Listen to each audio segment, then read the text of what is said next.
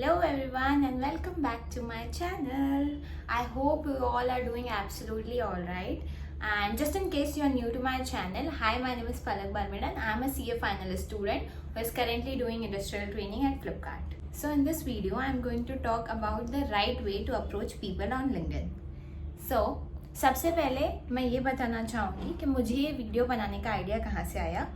तो मैंने अपनी इंडस्ट्रियल ट्रेनिंग की जर्नी में, आर्टिकलशिप की जर्नी में जो भी चीज़ें सीखी, अलॉन्ग विद अब जब मैं आप लोग के मैसेजेस पढ़ती हूँ, मुझे ऐसा बहुत बार लगता है कि इसमें ये चीज़ लिखने की नीड नहीं थी या इसमें ये चीज़ तो डेफिनेटली लिखने की नीड थी। तो मैंने सोचा क्यों ना मैं वो सब चीज़ों को समराइज़ करके एक छोटी सी वीडियो में जल्दी से आप लोग को बता दूँ। So yes, let us start with the video. But video start करने से पहले एक डिस्क्लेमर है कि नो मैटर आप अपने मैसेज को कितना भी 100% एक्यूरेट लिख दो, there might still be chances कि आपके मैसेजेस अनरेड रहे या सीन पे ही लेफ्ट हो जाए, विच इज़ कम्प्लीटली ऑलराइट। क्योंकि मैंने पहले भी बोला है कि लिंक्डइन में रोज़ लोग एक्टिव नहीं हो पाते हैं, ना ही कोई डेली इंटरेक्शन लिंक्डइन में कर पाता है, तो वो बहुत ही ज़्यादा नॉर्मल है। मैं खुद भी लिंक्डइन में डेली एक्टिव नहीं रह पाती हूँ, तो it is completely all right. आप अगर 20 लोगों को भी मैसेज कर रहे हो एक ऑर्गेनाइजेशन में से भी, और अगर उनमें से कोई 2 लोग भी आपका मैसेज देख ले और आपको डायरेक्ट रेफर कर दे, तो that means a lot. So keep on trying and do not lose hope. Start करते हैं कि what are information you have to have in your messages. अगर आप रेफरल मांग रहे हो या फिर आपको उनके वर्क एक्सपीरियंस या वर्क प्रोफाइल के बारे में जानना है, तो सबसे पहले अगर आप आर्टिकलशिप के लिए रेफरल मांग रहे हो तो मोस्ट इम्पॉर्टेंट इन्फॉर्मेशन इज़ आपका इंटरमीडिएट कब क्लियर हुआ, कौन से अटेम्प्ट में क्लियर हुआ, और अगर आपने बोथ ग्रुप साथ में क्लियर किया तो उसको डेफिनेटली हाईलाइट करके मेंशन करना है कि आपने बोथ ग्रुप साथ में क्लियर किया है। सेकेंड इज़ आपकी ITOC ट्रेनिंग हो गई है कि नहीं, और अगर नहीं हुई है तो वो टेंटेटिव डेट ऑफ कंप्लीशन क्या है। फिर थर्ड होता है कि अगर एक ही ऑर्गेनाइजेशन में पूरी जगह वैकेंसी खुली है, तो अगर आपका लोकेशन स्पेसिफिक है, जैसे मेरे केस में बहुत स्पेसिफाइड था कि मुझे अहमदाबाद में ही जाना है क्योंकि मुझे अलाउ से वहीं पे था, तो मैंने बहुत जगह यही मेंशन किया कि मुझे अहमदाबाद लोकेशन में ही रेफ़र करना। ठीक है, आप एक्सपीरियंस के लिए ले सकते हो, बट अगर आपको श्योर शॉट वहीं पे जाना है तो आप वहीं पे अपना रेफरेंस मांगो, वो बेटर है।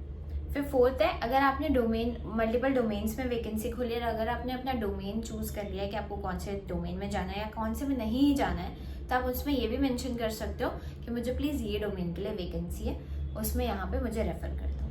नेक्स्ट है इंडस्ट्रियल ट्रेनिंग के लिए। इंडस्ट्रियल ट्रेनिंग के लिए इतनी सारी इन्फॉर्मेशन नीडेड नहीं है। ये तो डीम्ड ही होता है कि अगर आप वहाँ पे रेफरेंस मांग रहे हो तो आप रिलोकेशन के लिए ओके हो, तो which is fine. Second is आपका फर्स्ट ईयर ऑफ आर्टिकलशिप कब खत्म हो रहा है। ये बहुत ज़्यादा इंपॉर्टेंट इन्फॉर्मेशन है जो बहुत सारे लोग नहीं लिखते हैं। आपका फर्स्ट ईयर ऑफ आर्टिकलशिप कब खत्म हो रहा है, आपको वो मेंशन करना है डेट के साथ। फिर आपका CA फाइनल अटेम्प्ट कब होगा वो आप मेंशन करो, और आपकी टेंटेटिव ज्वाइनिंग डेट क्या होगी।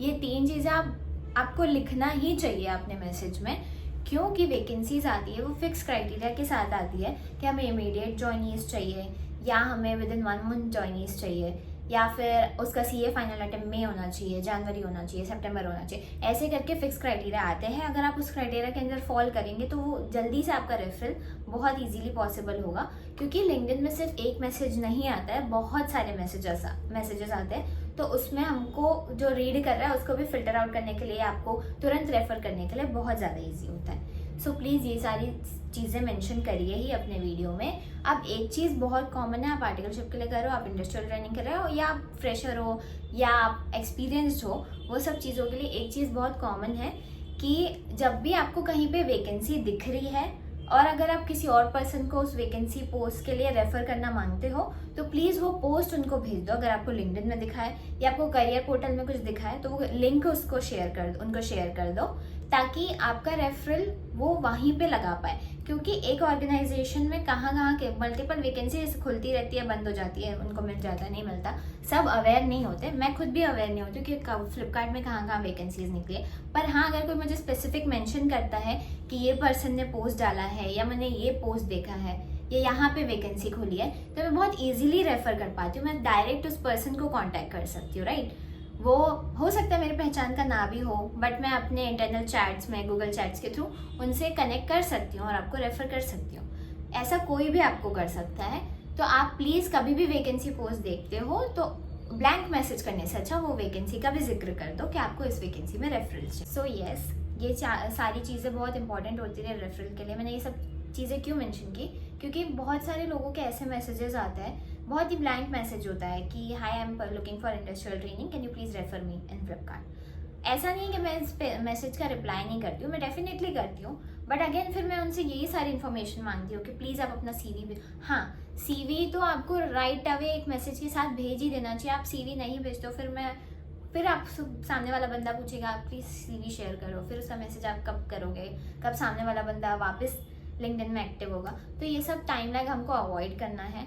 आपको ऐसे ब्लैंक मैसेजेस नहीं लिखने हैं, क्योंकि कोई ब्लैंक मैसेज लिखेगा तो फिर मैं अगेन वही सारे क्राइटेरिया पूछूंगी वैकेंसी से रिलेटेड कि आप कब ज्वाइन करोगे, क्योंकि अभी बहुत सारे मैसेज आते हैं कि जनवरी में ज्वाइन करेंगे, तो जनवरी ज्वाइनीज के लिए अभी कोई नहीं है वैकेंसी, तो मैं उनको सीधा लिख देती हूँ कि आप प्लीज़ तब मुझे एक बार वापस दिसंबर एंड के थ्रू आप मुझे वापस करना मैसेज, तो डेफिनेटली अगर तब कोई वैकेंसी होगी तो मैं तब आपको रेफर कर दूँगी।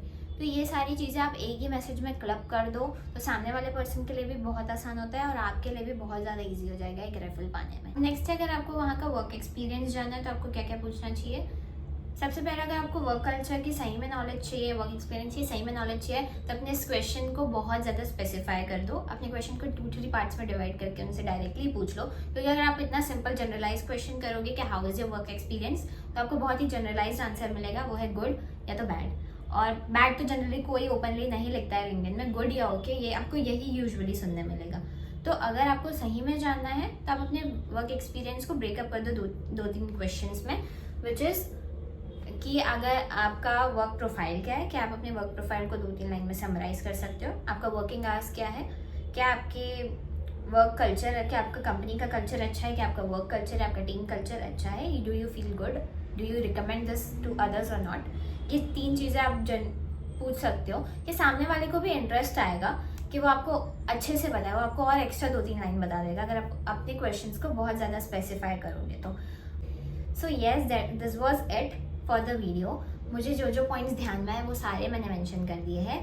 एंड मैसेजेस में क्या नहीं होना चाहिए ये भी मैं बता देती हूँ कि मैसेजेस में आपको इतना ओवर लिखने की नीड नहीं है कि I am very astonished by your journey, I am very inspired by your journey, I have looked in your LinkedIn profile and I am so inspired. ये सारी एक्स्ट्रा 2-3 लाइनें जो आप लोग लिखते हो वो लिखने की नीड नहीं है, मैंने पहले भी मेंशन कर चुका है अपने वीडियोस में। सो येस, इस चीज़ को आप अवॉइड कर सकते हो, ये कोई इम्पैक्ट नहीं डालता है आपके रेफरल में। एंड सेकेंड दिस, मैंने ये भी देखा है कि बहुत सारे लोग अपने वर्क एक्सपीरियंस मतलब उस चीज़ को बहुत बड़े बड़े पैराग्राफ में पूरा लिख देते हैं कि मैंने ये किया है वो किया है। इतना ज़्यादा नीडेड नहीं है, आपका CV है उस चीज़ को रिफ्लेक्ट करने के लिए, आपको सिर्फ अपना क्रक्स लिखना है।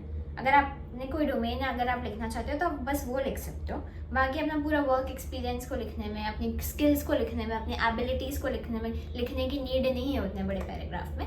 वो सारी चीज़ें आपके CV में ऑलरेडी इनकॉर्पोरेट है जो कि वहाँ से हम देख सकते हैं। सो येस, ये सारी चीज़ें आपको मेंशन करने की नीड नहीं है। अगर आप मेंशन नहीं भी करेंगे तो चलेगा, इतना लंबे मैसेजेस की भी नीड नहीं है। क्रक्स एकदम छोटा, टू द फैक्ट, सारी फैक्चुअल इन्फॉर्मेशन, इंपॉर्टेंट इन्फॉर्मेशन उसमें होनी चाहिए। एंड देन अपना CV साथ में फॉरवर्ड कर दो, CV में आपकी मोर देन इनफ इन्फॉर्मेशन होती ही है। So yes, this was it for the video and I hope आप लोग को ये वीडियो हेल्प करे। एंड थोड़े बहुत जो भी मैंने पॉइंटर्स बताए उसका एक ड्राफ्ट मैसेज मैं अपने डिस्क्रिप्शन बॉक्स में डाल दूंगी, तो आप वहाँ से भी रेफर कर सकते हो।